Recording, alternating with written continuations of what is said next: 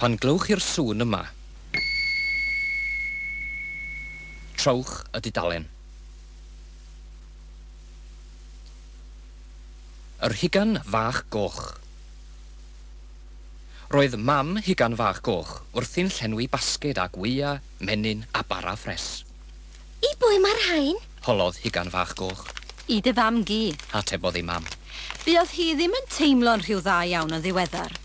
Roedd mam gi'n byw ar ei phenni hunan mewn bwthyn yng nghanol y goedwig. Fe a i ar fasged iddi? Meddai Hugan Fach Goch. Gwisgodd ei Hugan Goch, cydiodd yn y fasged ac i ffwrdd â hi. Gofala dy fod ti'n mynd ar dynion i'r bwthyn. Meddai mam gan godi llaw arni. A chofia, paid â siarad run gair a phobl ddiethyr.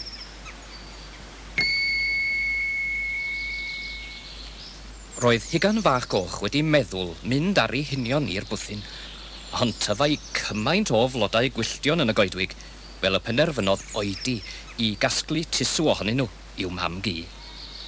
Roedd mam gi yn hoffi blodau. Fe fyddan nhw'n rhoi hwb i'w chalon. Meddyliodd. Bore da. Meddai llais yn ei hymyl. Blaidd oedd e. I ble rwy ti'n mynd ar pethau blasus ma? Holai, gan gael edrych yn awchus i mewn i'r fasged. Rydw i'n mynd â nhw at mam gi. Meddai Hugan Fach Goch. Anghofiodd yn lan i'w mam ddweud wrth i am beidio a siarad ag unrhyw indieithr. Dyna fam gi lwcus. Meddai'r blaidd. Ble mae hi'n byw? Yn y bwthyn, yng nghanol y goedwig. Atebodd Hugan Fach Goch. Cofia nawr dy fod ti'n casglu tisw mawr pert o flodau iddi. Atebodd y blaidd, gan frysio nerth i draed o'r fan. Aeth y blaidd ar ei union i fwthyn mam gi. Curodd wrth y drws. O'i sydd yna? Gofynodd mam gi. Fi, Hugan Fach Goch.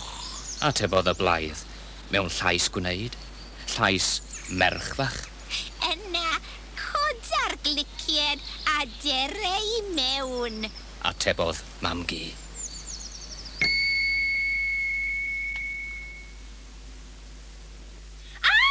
Sgrechiodd mam gi'n uchel pan welodd ei wyneb y blaidd yn rhythu arni drwy gil y drws. Llyfau weflau'n awchus. Neidiodd o'i gwely ac i mewn â hi i'r cwpwrdd gan ei chloi ei hunan i mewn ynddo. Gwisgodd y blaidd ei chap nos ffrilog a oedd wedi cwympo'r y llawr. Gwthiodd ei glistiau hir i mewn dan y cap a dringodd i wely mam gi.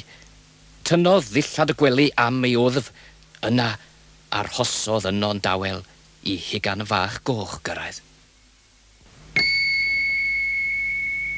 Cyn bo hir, clywodd sŵn curo wrth y drws. Pwy sydd yna? Gofynodd y blaidd mewn llais a sŵniau'n debyg i lais mam gi. Fi, Hugan Fach Goch.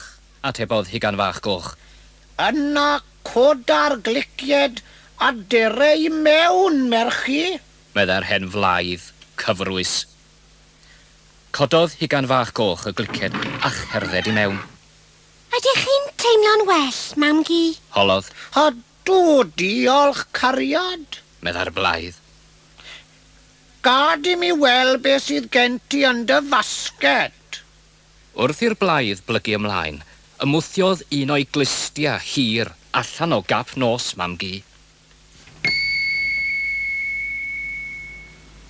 Dyna glistiau hir sydd gennych chi? Meddai Hugan Fach Goch. Hiraf yn y byd ydyn nhw cariad. Gorau yn y byd y gallai dy glywed i. Meddai'r blaidd gan droi ati. Dyna lygaid mawr sydd gennych chi? Meddai Hugan Fach Goch. Roedd hi'n dechrau ofni tipyn bach erbyn hyn.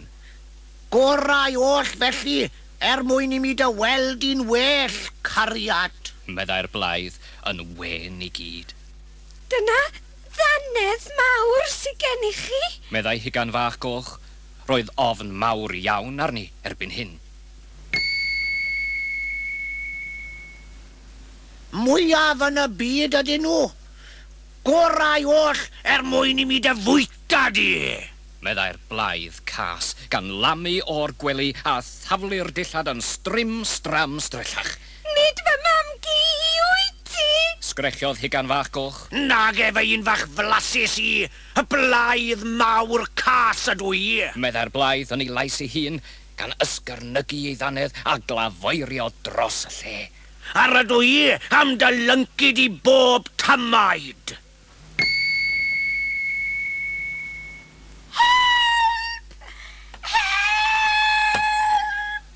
Sgrechiodd Hugan Fach Goch dros y wlad, a'r blaidd yn ceisio ei dal wrth iddi ffoen wyll drwy'r coed i'r bwthyn.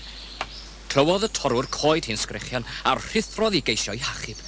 Cyn gynted ag y gwelodd y blaidd o fwyell fawr finiog, I ffwrdd ag am ei fywyd, a'i gynffon rhwng ei goesa.